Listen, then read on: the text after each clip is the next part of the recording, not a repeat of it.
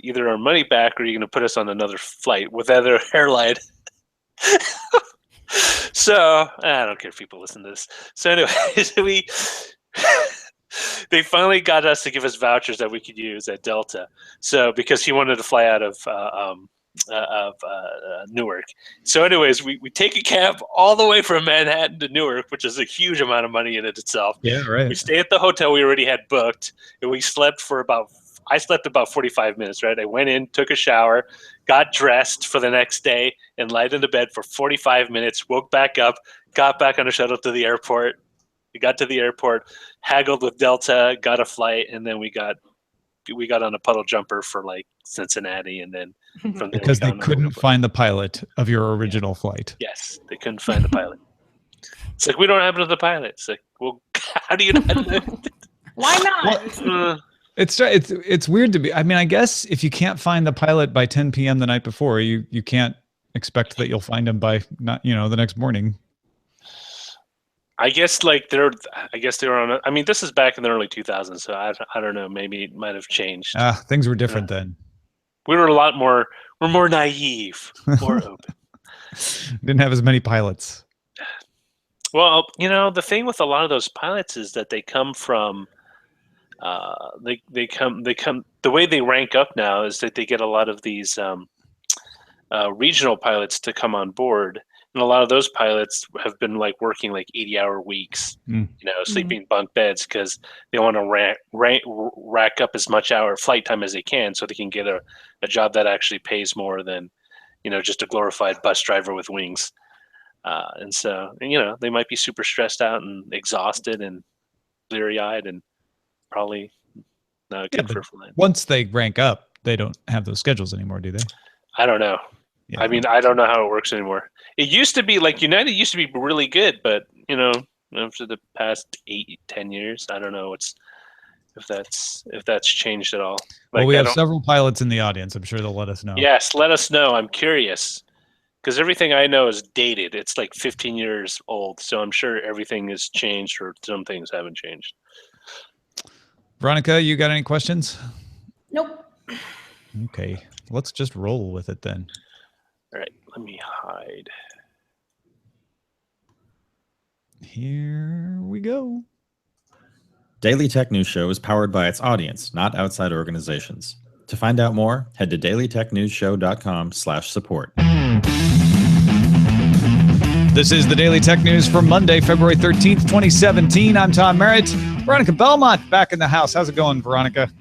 Good. I've only been on 2 episodes since the Christmas break. Is it since December? You've only been on 2 episodes? 2 episodes. Wow. Isn't that crazy? That is crazy. I'm here now. It feels like more because we do Sword and Laser, so I've seen you more often in podcast arenas than that. Well, it's extra specially good to have you back on. We are going to talk about your cord cutting experience. You guys have decided to cut the cord at home. We're going to make it happen. So we'll dig into that kind of the decision-making process. We may get some thoughts from Roger about that because he recently did the same thing as well. A couple of notes here. LG said its upcoming G6 smartphone will have quad digital to analog converters for improved sound quality. LG says it should reduce interference and distortion. So trying to distinguish their handset on audio to the person who studied audio professionally. Is this that compelling? I know this is a quick hit, but I'm just curious. I don't really notice typically a lot of people complaining about interference and distortion so much these days. So I'm not sure whether this is a okay. That makes me feel better because I'm the one who's like, I don't know, I don't notice that stuff either, but I know you do. Like you have a really good ear, and I don't. So. I also don't talk on the phone very much, so who am I to ask? Well, but I bet you listen to music on your... I do, yeah. Especially if I'm listening to Spotify, for example, it just won't work. Yeah. Like it's either working or it's not working. I rarely have issues with anything else beyond that, yeah. It's A or B. Qualcomm announced chips for wireless routers and enterprise access points that are compatible with the forthcoming 802.11ax standard. Just letting you know this because this is the beginning. You're not going to have to replace your AC routers anytime soon. They're still going to be good for years, but this is the beginning of 802.11ax, which is capable of delivering 4.8 gigabits per second. Not that you have an internet connection that could take advantage of, or devices. I think even devices that are 802.11ax could only bring in like 1.75 gigabits per second, but super fast routers now made possible thanks to Qualcomm. Now here are some more top stories. Google Maps has added the option for Android and iOS app users to make a list of favorite places that can be saved and shared with friends. 3 lists come by default: favorites, starred places, and one called want to go. The difference between favorites and starred places is starred places you may need to know about, but it may not be a favorite of yours. Those are built in at launch, but you can also create your own customized lists as well. You can make them public, you can make them private, or you can share them with a link, which is kind of halfway in between. Locations can be added to lists from the detail pages within Google Maps, or you can just drop a pin and add that pin and give it a name. Feature will come to other platforms like the web later, and Google also updated its Street View to include iconic landmarks in Ghana, Senegal, and Uganda, if you're a fan of doing world travel by Street View. That's awesome. I'm actually really excited about this because I feel like I have been a secret user of all these features for a long time, although Want to Go did not exist previously. But being able to share stuff like that, I think is great. Like I used to be an advisor for a company called Trippy that did similar things. You could make lists of all the places that you visited. And eventually they went more the path of being a Pinterest-style travel board. But I really loved the ability to share and save places that I'd been on trips just to give to friends for suggestions. Facebook is actually doing a pretty good job with that right now. So maybe this is Google's answer to that recommendation listing. Yeah, Eileen and I have used it with Foursquare as well, where we will create lists. Eileen more so than me, to be honest, but we'll create lists of things when we're traveling somewhere so that we know like, oh, these are some restaurants, these are some sites that we want to hit, stuff like that. And yet we use Google Maps when we go to those places to get around. So having it all in one is kind of a nice idea. I'm actually kind of surprised I haven't done this before. This seems like a thing that they should have been able to have done a long time ago. It seems kind of strange that it's just launching now. Yeah. Verizon launched unlimited data plans in the US Monday. The Verizon unlimited plans. Done it before, sorry. Exactly. The Verizon unlimited plans cost $80 a month for individual lines, with discounts for family plans and for using paperless billing and autopay. The unlimited tier allows 22 gigabytes, after which speeds may be slowed if there is network congestion. Users can also use up to 10 gigabytes of data for tethering to another device. Verizon says high-definition video can be streamed, but did not specify whether that is 720p or 1080p. This is the effect of competition, in my humble opinion. The fact that T-Mobile did not get bought by AT&T meant that T-Mobile doubled down on improving its offerings, which pushed people to come to T-Mobile, which pushed Verizon and AT&T to do more customer-friendly things. And this is one of the biggest moves I've seen, is Verizon saying, you know, we're not going to make you sign up for a Verizon service like AT&T does. You have to be a DirecTV customer to get AT&T's unlimited. We're just going to give you unlimited if you're willing to pay for it. And even, you know, people are sneering at this 22 gigabyte limit, but what they're saying is up to 22 gigabytes, you always get your full speed. After 22 gigabytes, if the network is congested, you might get bumped to the back of the queue. That's all. Yeah, you won't be prioritized. Yeah. And I think that might be fair because that to me is an actual network congestion management policy, not we're trying to justify this somehow, but we really just want to charge you more. Because, you know, you can't prioritize everyone. Yeah. At the end of the day, it just doesn't work. And if the nodes aren't congested, there's no reason to slow someone down. So, you know, if they're on an unlimited plan, so that all makes sense. The tethering is always annoying because I do use a lot of tethering, and 10 gigabytes is quite a bit. I won't use 10 gigabytes every month, but when I need it, sometimes I will maybe need more than that. But it's also included in there, so that's pretty nice too. You know, it feels like a pretty good deal. You have to pay extra for the tethering. Yeah, I'm not a Verizon user, but I would potentially go for this if I were, for sure. I'm a T-Mobile unlimited user, and I moved to T-Mobile because of unlimited. I'm staying with T-Mobile probably because they have better coverage in my home area, but this is pretty compelling. And I'll tell you what, my mom uses more than 8 gigabytes every month, and so I put her on an 8 gigabyte plan, hoping to keep her at 8 gigabytes with the warnings that come, but sometimes she still goes over. This morning, I switched her to this unlimited plan immediately, and I'm going to good. save $5 a month. And you don't have to worry about it either. You don't have to police it. Exactly. You know, I don't have to, she doesn't have to feel bad about, oh, am I getting, you know, towards the end of every month, she would start getting the warnings like you're getting close to your limit. Now I know she's not going to use 22 gigabytes. At least I don't think she will. So this is good. And this is also regarding our zero rating conversations from last week. This implies that zero rating really won't be a big tool for these companies. I mean, Verizon's going to zero rate their Go 90 service, but that's just kind of as a promotion. If you've got unlimited, you don't really care that much about zero rating, and so it becomes less of an issue. Two stories at the top of our subreddit illustrate the ongoing legal battle over encryption and passwords. In the first, Ars Technica checks in on the case of Francis Rawls. He has been detained for 16 months on contempt of court charges for declining to unlock 2 hard drives. The drives are suspected of containing child pornography. This may be why you haven't heard about this story as much. It's not a very sympathetic case. He's not necessarily guilty because they haven't unlocked the drives, but there's a pretty solid case against him. The U.S. Third Circuit Court of Appeals heard arguments on whether Rawls should be compelled to reveal the passwords last September, but has not yet ruled. So he is just sitting in court waiting for that ruling. In a separate case, and it's a different case, on January 15th, U.S.-born NASA Jet Propulsion Laboratory employee Sid Berkanavar, who is a member of the pre-screened global entry program, one where you have to get a background check and it's supposed to speed you through customs.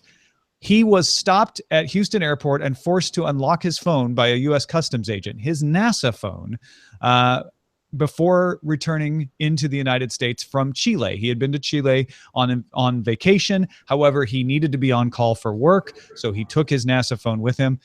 Now, travelers are not legally required to unlock devices for border agents, but the border agents may detain them for an unspecified period of time if they don't cooperate. So Berkanavar did unlock the phone. They took it for 30 minutes. As soon as they gave it back to him, he turned it off and took it straight to NASA's IT department at the JPL once he returned to LA. So a couple of different cases here where the law is saying we think we can compel you, or at least highly encourage you, to unlock devices so that we can investigate them. This is something that really needs to be decided by the Supreme Court. Now, it's a little bit different with border agents versus internal, right? But the idea of whether a password is something which is self-incriminating under the Fifth Amendment or whether it's a piece of evidence. Some courts have said, some lower courts have said, we're not saying you have to give us the password and divulge the contents of your mind and therefore testify against yourself. We're just saying you have to unlock it and then hand it over, which is a fine line. I just don't understand, especially the second case. I don't know why they felt compelled to force him to unlock the phone, especially I'm sure he had credentials that he was an employee of NASA and he was part of global entry. That's supposed to help. That's the whole reason that people pay and go through the process. I myself have done that. I saw that story pop up a lot this weekend and I didn't get a chance to dig into it. And now I wish that I really had, but it's definitely ruffling a lot of people's feathers. And yeah, specifically in his case, they didn't, he says anyway, they didn't search his luggage. They really only wanted to unlock his phone. Now, you could make an argument, certainly, that, hey, you know what, if somebody's, really been compromised and you've got evidence to that effect, you might want the border agents to be able to do this. But it seems less likely that someone who's had to go through the background vetting process to become an employee of NASA, the background process to become a global entry member, would be one of those. I guess it's not impossible, right? But it seems very unusual. And my question of why isn't even accusatory. My question of why is just befuddled. Yeah. I don't see, even if someone's just, being a bad border agent, I don't see why they would want to unlock this guy's phone and why they think that would be okay with a NASA employee. It just doesn't strike me as the right thing to do. But it does shine a light on the fact that the border agents can push you to do this, even if it's not legally, they don't have the law on their side to compel you, but they can do everything up and to compel you. They can delay you for quite a bit of time. Yeah, and I mean, you get that like balance of, do I just do this to move myself along, or do I hold my ground and hope that it can be resolved? Yeah. And And when you're in that kind of a situation, it's really hard. a fair question was, he might face this in other countries too, right? If he has a NASA device with him, what's the protection of going into some other country and having that opened? And some of the answers that I've seen to that are, well, it depends on the country. If you're going to China as a US NASA employee, you are going to take extra precautions. However, if you're going to Chile and coming back into your own country, you wouldn't think you would need to take those extra precautions. I did a little digging and looked into the NASA guidelines on this. They don't say anything about borders. There's a lot of discussion about securing your data and being careful what data you take with him. So he shouldn't have had a lot of confidential information, but he would have had his email, and a lot of that might be confidential. So it is disconcerting and confusing more than anything. Yeah, I definitely want to read more about this and come to a better conclusion. Well, moving on, 9to5Mac noticed Apple is now listed as a member of the Wireless Power Consortium, bolstering reports from KGI securities analyst Min-Chi Kuo and Bloomberg's Tim Kulpan. The Wireless Power Consortium is the group behind Qi. Am I saying that right? I think it's Qi. Qi? Yeah. Qi, a wireless charging standard that uses inductive power transfer. So, I mean, granted, Apple joining a wireless power consortium doesn't confirm that they're going to have any wireless charging devices necessarily. But when you combine two very reliable sources saying, with good track records saying this, I think this is a slam dunk. We're getting a wirelessly charged iPhone. And to me, this is one of the biggest new features that Apple will add to a phone in the past several years. I think fingerprint scanner was probably the last one that was quite this big. The last big hardware feature. Yeah, I'm very curious to see how it's implemented.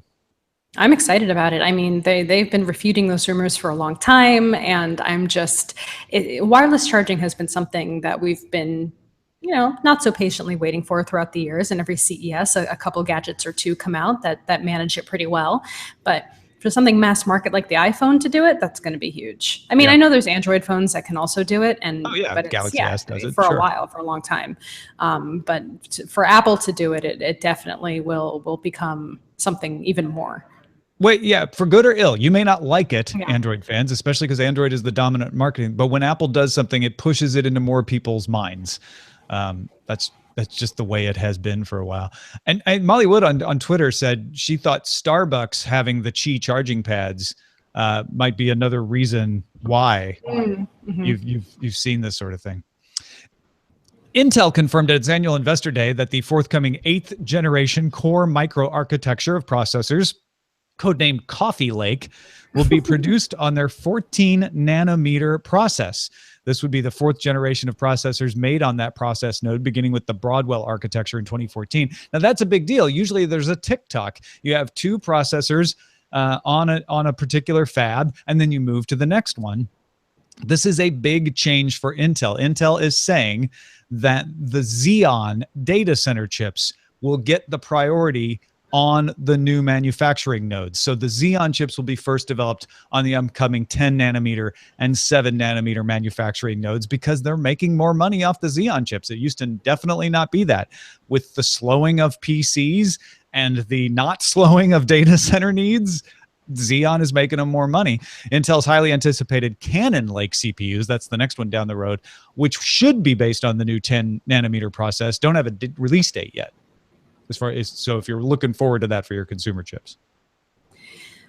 Speaking of computers, Razer's 14-inch Blade laptop, which already packs in a GeForce GTX 1060 GPU, is now available with Intel's 7th generation KB Lake processor, the 2.8 gigahertz Intel Core i7-770HQ quad core to be exact. They also now offer 16 gigabytes of 2400 megahertz DDR4 RAM. Razer also added, you left me all the fun stuff to say, Tom. Razer also added a 4K ultra high def 3840 by 216 display option. It starts at $17.99 for the HD model on the Razer website now, and at US retail February 20th. Worldwide availability comes in March, and the 4K version arrives sometime after April 1st. And that's no joke. No joke. Yeah, no, well done, first of all. And honestly, I feel like Razer is becoming in this slowing PC sales world. I feel like Razer is becoming one of the most visible laptop makers out there, because you can run VR off this laptop. It's one of the first laptops to run VR. You can run gaming. You can do some, high-end design work and things like that. And they're expensive, but starting at $17.99, I mean, they're not that expensive, and they are they have more specs in them than competitive laptops. Yeah, I'm a fan of Razer. I have been for many, many years. Were I to get a Windows laptop of some sort, it probably would be a Razer, frankly. And so I'm excited about all this new stuff that they have coming up on the docket. Yeah. Well, folks, to get all the tech headlines each day in less than 10 minutes, actually, we're getting down to 5 minutes, subscribe to dailytechheadlines.com. And thanks to everybody who already does. All right, let's talk a little bit about Veronica cutting the cord. What led to the decision to finally ditch your cable? I think it was really that our provider dropped ClearQuam. And ClearQuam is the thing that lets you you can plug in the digital cable even directly into a digital television. It'll be able to get the channels without having to pay for a box. It makes it easier to use cable cards, stuff like that, right? Yeah, we were cable card users, and I mean, we had toyed with the idea of cutting the cord for a really long time, but there are things that we didn't really know how to access without it. So, for example, streaming sports. HBO wasn't always available as part of HBO Now. Certain shows like The Walking Dead and AMC, we didn't know how to get otherwise, and now we kind of realize that there's just so many options out there that maybe all we really need is an Apple TV and a couple of subscription services, and we might be okay. Sports for me was still really the final line in the sand until I started sending harassing text messages to my friend Tom Merritt this weekend, trying to figure out how he watches baseball. And you told me about the PS View, which I honestly didn't even know about. Well, and this is crazy because Sony is out there advertising the PlayStation Vue service like crazy. I see their ads all the time. But I think what happens is most of us aren't paying close attention and think, oh, that's an ad for PlayStation because it's called a gaming thing. PlayStation I don't Vue. know. And even if it sinks in that you're like, oh, that is a television service, you think, I guess if I had a PlayStation, I'd be interested. Right. And so it's a horrible name because PlayStation Vue, you don't have to own a PlayStation. You can get it on Apple TV. You can get it on Roku. You can get it on your iPad. You can get it on your Android tablet, your Android and iOS phones. It does not require any Sony products whatsoever to take advantage of. But because it's called PlayStation Vue, everyone thinks it does. And your husband, Ryan, brought up, I think a very pertinent question, which is, are they going to stick with it? Is it going to stick around? The fact that they have rolled it out to more platforms recently, like the Apple TV, makes me think that they are. They've also changed the URL you go to psview.com, which sort of deprecates the PlayStation part of it. Now, one downside of PlayStation Vue is that they did have a dispute with Viacom and lost all their Viacom channels. So MTV, Comedy Central, et cetera, are not on the service anymore. But they have been adding channels like ESPN, like BBC America. So it's a better time than ever, I think, to try it out in the United States anyway, because you not only have PS Vue, you could also get Sling TV. You could also get DirecTV Now, although that's buggy. That's super buggy right now. Oh, really? It might get better eventually. And Hulu and YouTube are likely going to launch their own versions of these services by the end of the year.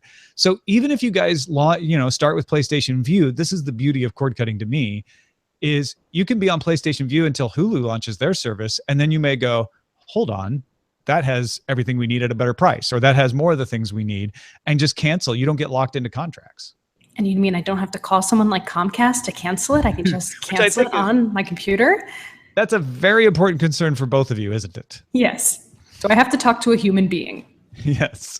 You don't. No, and that's great. And I've actually canceled PlayStation Vue twice and then restarted it. Now, granted, I don't get the 7-day free trial anymore when I do that, but it's super easy to just go online and say, oh, nope, turn it off. I don't need it right now, and turn it back on. You can do that with HBO Now.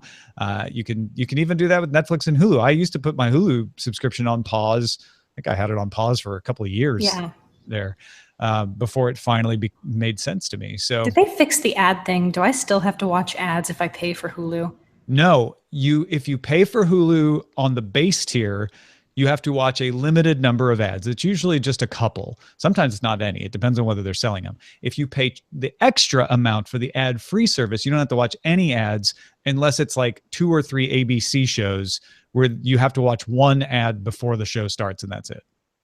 Okay, so I feel like so PS View covers the sports. If I go up a few packages, I mean, it starts pretty inexpensively. I think the lowest package that we would go with was $45 or $46. Okay. And then tier wise, it keeps going up like maybe $20 a tier or so until you get to like the maximum tier, which was like, I can't remember if it was 79 or 99.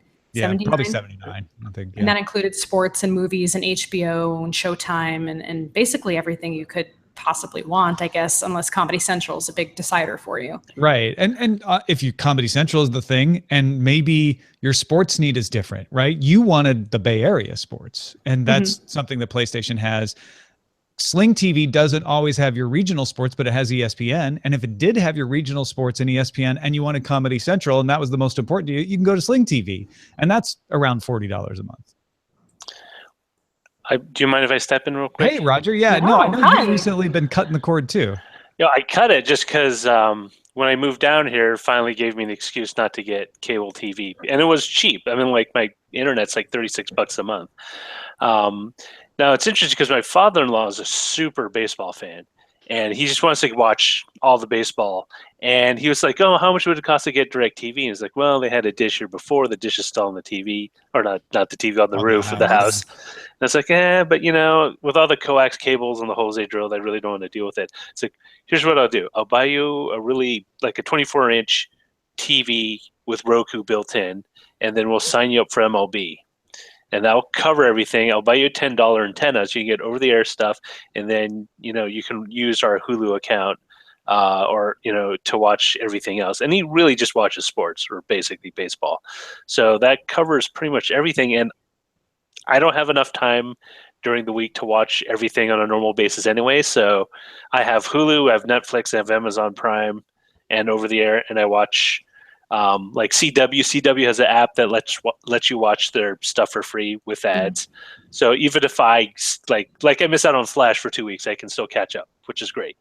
And so I basically covered everything I need to watch. And for my wife, Jen, she wanted to make sure we would get SNL. It's like, well, with Hulu, you get it the next day. So literally, we're not missing anything. That's great. Yeah, I'm trying to think if there's anything major that we'd be missing at this point. Yeah, well, because I know one concern was the DVR, and so PlayStation has a cloud DVR. The downside is it only lets you keep things for 28 days. The upside is it lasts forever, and that DVR service has improved tremendously. It almost works exactly like a DVR that's local. If you've got an over-the-air antenna, you can do a lot of the broadcast stuff DVR on the TiVo. And then Sling is launching a beta version of their DVR. I just got accepted into the beta for that. So I'll be able to try that out and see how it works as well. But the DVR part of the service is essential, I think. Yeah, I'm that's something I'm just so accustomed to at this point. It would be hard to give up. But these I just need to see the interface on the View or on the PS View, or the app rather, to see if I like it or not, I guess. The interfaces vary too. The interface on the PlayStation itself is the best. The one on the Apple TV is very similar to the one on the PlayStation. The one on the Roku is not good. It's not good. Just be It does everything. Why is Roku still so bad, Tom? Why is it still so bad? It's the app system. I think they're kind of mired in old software, right? And what Apple did is they just said, great, no backward compatibility. We got a new Apple TV and we're just starting from scratch, and here's the API. With Roku, they're still trying to maintain this backward compatibility going into the mid-2000s. So we were going to buy a new Apple TV because we haven't had one for many, many years. We use a Mac Mini for most of our stuff on the home theater system. But is there a new version coming out? Should we wait? I don't think so. I haven't heard anything about, I haven't heard anything credible Let's put it that way about a new version. So, and Ryan feels like we're supposed to be waiting, and I don't know why. Well, maybe he knows something. Maybe he's heard something Maybe. that I haven't. You heard it here first, DTNS audience. Yeah, maybe. What I did was I needed to get a second Apple, and what I signed up to DirecTV Now because they were giving away a free Apple TV when you paid for 3 months of service, and it ended up being cheaper. As long as I cancel after the first 3 months, it's actually cheaper than buying a new Apple TV.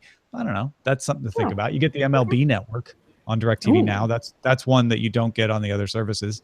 Just don't forget to cancel it. Gotcha. And by the way, KV87 said, what's the sum total of all these separate services? Honestly, it's less than you would pay with cable because we're not saying you should buy Sling and PlayStation View and DirecTV Now. We're saying you pick one of those. Netflix you would pay for anyway. That didn't come with your cable subscription. Amazon Prime the same way. Right. So Hulu is the only extra one that you have to decide, do I really need it, or can I just record those shows off of my PlayStation View service? Or do you not get one of those services and get Hulu? Frankly, we just don't watch that much TV anymore. As long as I have Netflix and baseball, I'm happy. Yeah. Netflix, baseball, and the occasional Anthony Bourdain. Yeah. And the thing with MLB.TV is if like Roger's father-in-law, he doesn't care about the local teams as much because he's not from there. Same with me. You get all the games you care about unless they're playing the local teams. Then you might have to go to over the air or one of these regional sports nets or something like that. By the way, Tom, happy pitchers and catchers report today. Oh, is that today? I thought it was later this week. So spring training starts tomorrow. Today is pitchers and catchers. Well, I got the notification from my MLB app that said they were reporting later this week.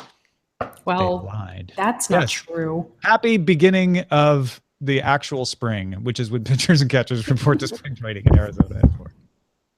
My microphone keeps falling. That's why you hear any weird audio. Okay. Sorry about that. Microphone keeps going. Hey, thanks to everybody who supports us in the subreddit. You can submit stories and vote on them at dailytechnewsshow.reddit.com. I got a few things to get to before we're out of here today. First of all, Nate Langson and Ian Morris over at Text Message give you the UK perspective on tech. What did you talk about this week, Nate? Hey, DTNS listeners. This week on Text Message, we learned some teachers in British schools are being fitted with wearable cameras. We've lots of questions about that, as you can imagine, but we also learned that British criminals will soon be able to skip court, plead guilty online, and pay a fine without ever seeing a judge. We've got some questions about that too. You can hear all of that right now on Text Message by visiting techpodcast.uk. Back to you, Tom. And if you're supporting DTNS at the $10 a month level, there is a monthly roundtable episode in your RSS feed from Patreon with Nate and Ian.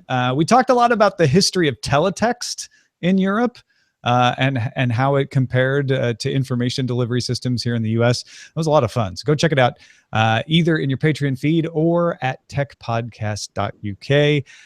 Do you remember Marlon from Trinidad, Veronica? He was in the Buzz Out Loud audience. He's been in the audience for a long time.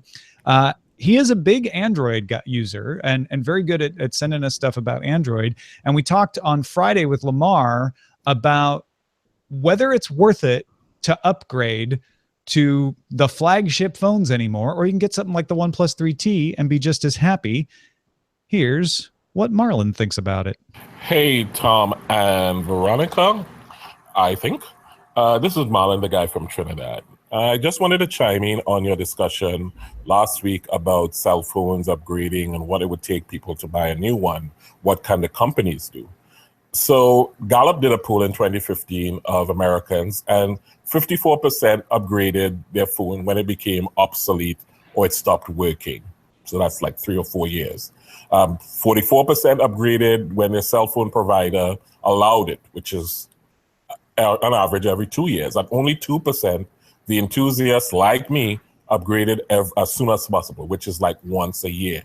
So I think any discussion about cell phone and upgrading misses the point when we try to think of features, when that's not why the point people really upgrade. And no matter what a cell phone company could do, people hold on to their smartphones longer and longer. So just my 2 cents. I think it's maybe lowering the price is the key, but then again, that only would work on Android. So I don't know. Anyhow, love the show. Thank you, Marlon. No, that is a fantastic point. Why don't you talk to me? What's going on there? I think he sent his voicemail at SoundCloud, and I think that's why it started playing the next thing. I love that. I think that's a good point that he's making about how we upgrade when it's time. Now, that still leaves open the question of when it's time, why do we pick the phones that we do? And why do people decide to go for those flagship phones? For me, it's still, after all these years, about ecosystem. I think that's the number one decider for me. I've just invested. It's maybe it's a bit of sunk cost fallacy, but at the same time, I have actually invested a lot of money in apps that I still continue to use, a lot of time into organizing them the way I like. And it would be difficult for me at this point to completely make the switch for good. I've definitely been able to switch to Android, for example, for short terms, like for when I dropped my phone in the ocean, as one example of that, and had to wait for the next phone to come out. But yeah, it's just a convenience factor for me. I'm used to the physical form factor. I'm used to how everything works. It's in my brain in a certain way. I know that even if I upgrade to the next version of the iPhone, for example, it's going to be recognizable to me and easy to pick up. So that's just laziness, I guess, is what it comes down to, Tom. Yeah, sheer laziness. I think that happens to a lot of people. We got a lot of other folks writing in. Sam in Oregon said, I've been happy with Nexus phones and have had them since the HTC Nexus 1. I'm not calling Sam lazy, but it is that kind of inertia of like, hey, you know what? I'm happy in this ecosystem. I'm going to stay here. He said, I waited patiently for the Pixel, but I couldn't bring myself to pay more for a phone than my last laptop. I bought a OnePlus 3, and aside from a quirk where it doesn't always switch to the mobile network from Wi-Fi, updates have been timely and it's fast. Can't beat it for the price. Now, he says updates have been timely. Rich Straffolino in Cleveland wrote in and said, personally, I prefer Android in almost every way. Apple is behind in design and features, in my opinion, but I switched over to the iPhone because I needed consistent support and work would only pay for a new iPhone. So he's like, the fact that I knew I was going to get updates immediately, I knew I was going to have a Genius bar I could go to, made him say, well, even if it doesn't have all the features, I'm going to go with that. That's awesome.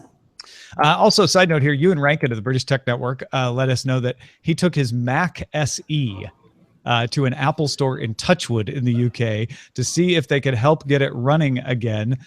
The SE in question was one of 5 prototypes made by Apple for its UK developers back in 1987. He had someone send him the original discs for System 3.3. And it turns out the guy at the Genius Bar staff at the Touchwood store had worked on Macs in the 80s. And helped him get it up and running off those original discs. They did run into an issue getting it installed on the 20 megabyte internal SCSI drive. You can see some of the stills and some more details from Ewan's visit at the British Tech Live YouTube channel if you want to take a look. I thought that was really funny of him to bring in his old Mac, like, hey, Genius Bar, can you help me with this?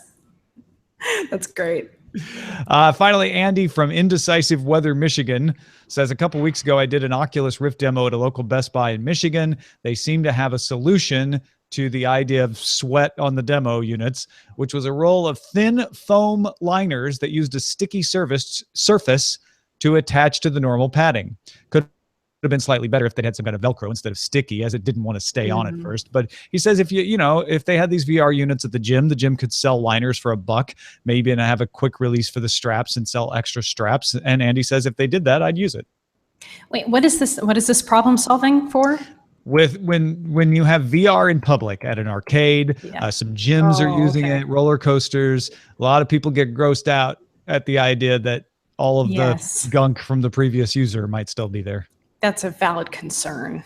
That's a valid concern. So I immediately said Japan probably had a solution. But then we had a listener point out from Taiwan that they have these sort of like liners that they were putting over them. And so Andy is like, oh yeah, we had something like that in Michigan as well. That's smart. That's super smart. Oh, and so yes, by the way, the Cardinals and the Giants both have pitchers and catchers today. Oh, good. Okay, good. I'm glad we clarified that.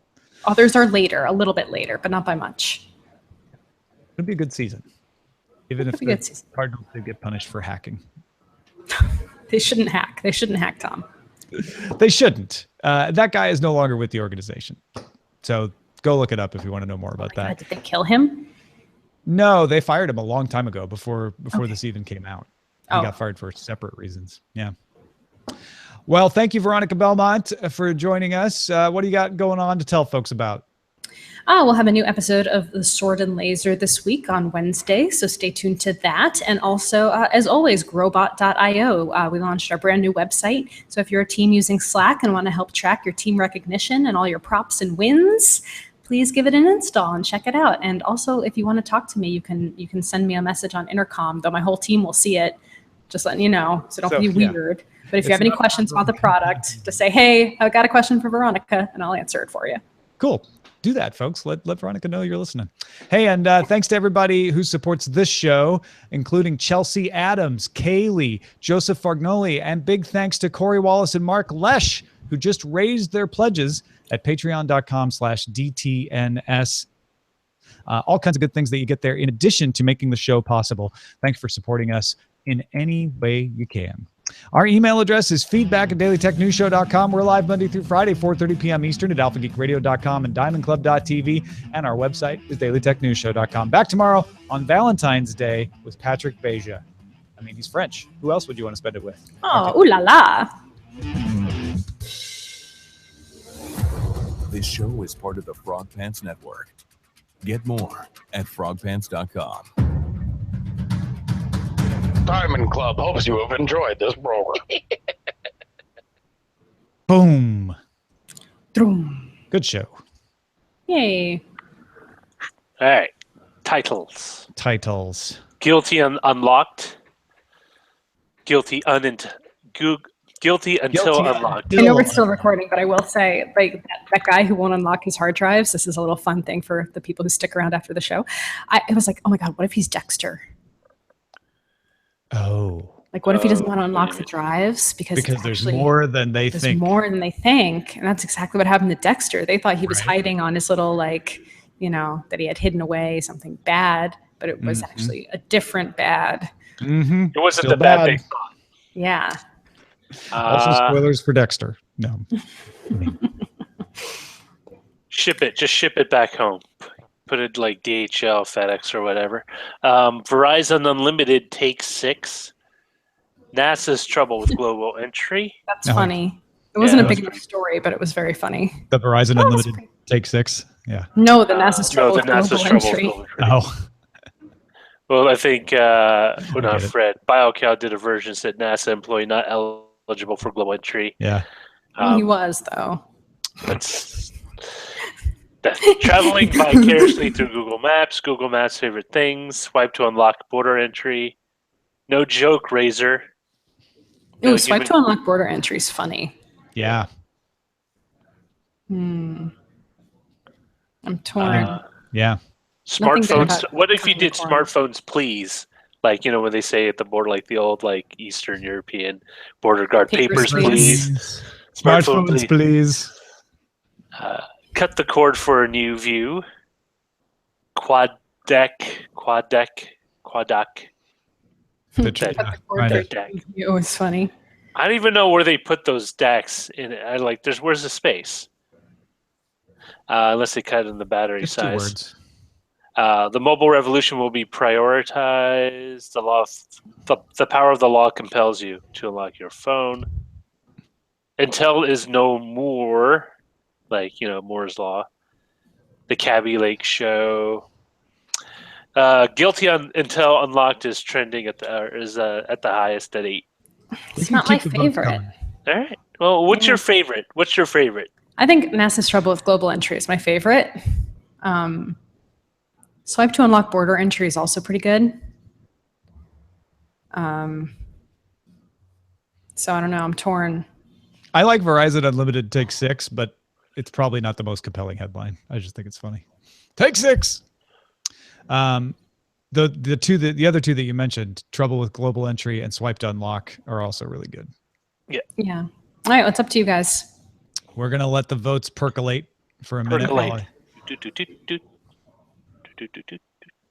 Percolating. There's a fish in the percolator.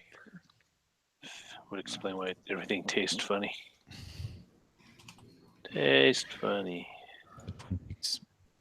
Fillet. A fillet o' fish. A fillet of fish. Right. Next vote decides it. We've got a tie. Ding ding. Ooh. I'm just waiting. Somebody vote. Bam. Ooh, no, tie. Waiting for the. There we go. Oh, swipe to Swipe to order unlock. entry. We have a winner. Cool. Of course, immediately after that, someone voted for the other one. Get tied again. Yeah. Okay, too bad. Snooze. You get a different title. Best part is KV87 submitted both of them, so he wins either way. He wins all the things. Alrighty, fellas. Ladies. Back to work. Back to work I go. The Veronica never rests. Oh, tell me about Well, it. not according to her Twitter. What does that mean? I don't get it. What does that mean, Roger? No. What are you insinuating? What are you I love you, insinuating? What are you Veronica. saying? I don't understand what you're saying. I don't tweet that much. I don't tweet that much. It's a joke. I don't get the joke, though. I don't get it. I just don't get the joke. No, he just said Sorry. that you never rest. But it's What does Twitter have to do with it? I don't understand. Your jokes are weird. I think he's trying to imply that, people get on Twitter all the time, and then they should be working. You gotta explain it. The joke has no meaning at that point. I think that was Veronica's intent. Okay. All right. I'm gonna go. All right. I'm gonna go now. V. Okay. Have a good day. Guys. Bye. Bye. She doesn't. She's not, properly accounting for your dad jokeness now. It's a given. I've always had a dad jokeness about. You have, but I have to say, you've really stepped up your game since you actually became a dad. Yeah, babies do that to you, kids. Well, yeah, exactly. And then we'll have to go to the parent-teachers conference. Oh yeah. I don't know if I'll do PTA meetings though. I never liked them as kids. I doubt I'll like them as an adult. We had PTO, not PTA. You had paid time off? No, it was parent-teacher organization. It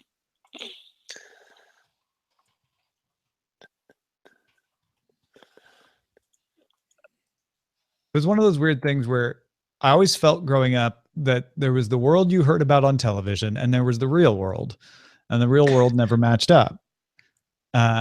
And granted, that's actually true. I'm being to imply that, TV should be the real world, but there were so many things that were like, oh yeah, PTA, and there was Harper Valley PTA, and everybody talked about PTA. I'm like, ours is called PTO. Like, I don't get it.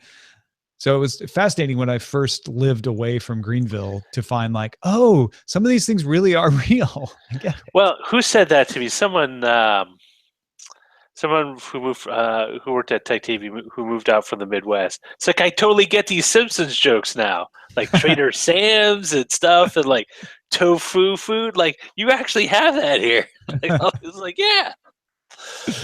Well, one thing I never saw that, so you had PTA, but they never had PAL. I'm not sure if that was a thing across the country, but the Police Athletic League. It was like basically a police sponsored after school sports thing for kids. We had the JCs. That sounds like pretty much the same thing. It wasn't police related. It was the Junior Chamber of Commerce. And so the JCs would actually do like after school athletics, and they do the summer baseball league and all of that stuff. So I'm wondering, like, did you guys had a Rotary Club? Did you guys have the Lions Club? Yeah. There was neither one of them were really that active, but yeah, we had the Lions, the Rotaries, the American Legion, and the Knights of Columbus. Yeah, we didn't have the Knights of Columbus or the American Legion. We had some veteran groups, but I don't ever remember the American Legion. There were the Masons too. There was some Masons there. The big ones, the Lions Club. I mean, they would always have like a dinner at my parents' restaurant every other month. Yeah. But they were all like in their 60s or older. There was an Elks Lodge, but I don't think it was in Greenville. I think it was over in another town, but then I think some people were members of the Elks. I've always wondered what were the not the policies. What are the benefits of being a member No, besides just being in a club? well, it's networking, right? Like you would get together with people and you would strike business relationships, and make connections and help your kids out getting into college. So if you were part of like a Mac users group or something, you could you could say, yeah, we met Yeah, why together at a not? users group, and or what about a writing circle? Any of those things could do that. And that's why like the country club was a big one, because anybody could get in if they paid. And then that's where all the big business deals would go down. I mean, the big Sell you business some. deals, I don't know how big they really were, but I'll sell you some of my steaks, 50% off. there's a lot of real estate and banking stuff. That was banking before you could like write checks and ship it over across. Chimera mentioned the Kiwanis. I forgot about. Oh, we had that. That we had. Yeah, we had the Kiwanis too. Originally, I thought it was like kiwi. I was like, oh, it's like the fruit or bird, like some sort of. It's a group. Well, that's how it started. People just wanted to get around and sit down and pool their money to import kiwi fruit, but then it became easier to get kiwi fruit, so you didn't need that as the purpose of the club. Well, it's interesting to know how a lot of things start. Like that is also no, because Osh. I don't know if there's Osh outside of California, but the Orchard Supply Hardware store is a chain of hardware stores. But it started out as a farmers collective in the Central Valley, where they would just pool, or actually no, in San Jose, where they would pool their money to buy stuff like seed, fertilizer. Tools, so kind of like REI for camping enthusiasts, but for orchard farmers. For like, huh. And then it just became its own thing. Like REI. But now it's a business. It's no longer a collective. It doesn't seem like. Although I really like Osh. Yeah, they carry a lot of stuff that for some reason Home Depot and Lowe's will not carry. I've noticed that most recently we needed a space heater, and they didn't have any at Home Depot. Like they were out of stock of space heaters. Granted, it was at a cold snap in LA, so it's not totally unheard of, but you think if anybody doesn't run out of them, it's Home Depot, right? But they prioritize a slightly more professional clientele, so they didn't stock as many of them, I guess. They, for some reason, carry a very limited range of makers for locks and doors, or locks and handles at Home Depot. And no one sells fire screens. Like you have to order it special online. It's like, well, if I'm going to do that, just order it off Amazon and get what I want instead of what you offer. I went to the Apple store because this is my own mistake. Okay. A week ago, I looked online to see if they had a Belkin SD card to USB-C adapter, and they did. And they said it was in stock at this particular Apple store. I'm like, great. I'll try to get there soon. So Saturday, or no, I guess it was Sunday, Eileen needed to go to the same place. I'm like, oh, good. I want to drop by the Apple store while we're there and get that SD card reader. Show up, don't have it, out of stock. I'm like, dumb me. I should have looked before I, on the ride over, because Eileen was driving. So I walked out of the store and I'm like, you know what? Because it was going to be 3 weeks to order it online from Apple. I was like, you know what? I'm just going to go on Amazon. And I didn't find this Belkin one, but I found a different brand that got good ratings. Hopefully it works fine. And it's coming today. Amazon. Talk about disruptive force. Like it used to be, you would just suck it up and just go to the store and buy whatever they had because you had no other option. Now you say, well, they don't have it, just order off Amazon. Because that's what I do when I walk down the aisle. It's like, oh, they don't have it. I'm just going to order off Amazon. Oh, man. I didn't realize I didn't do that. What do I need to... Well, I've almost finished the publication of the show. So, ladies and gentlemen, may I thank you for your support, your attention, for hanging out with us. You guys are the best. Going to press that publish button now, and I will see you later. Say goodbye, Roger. Bye, Roger.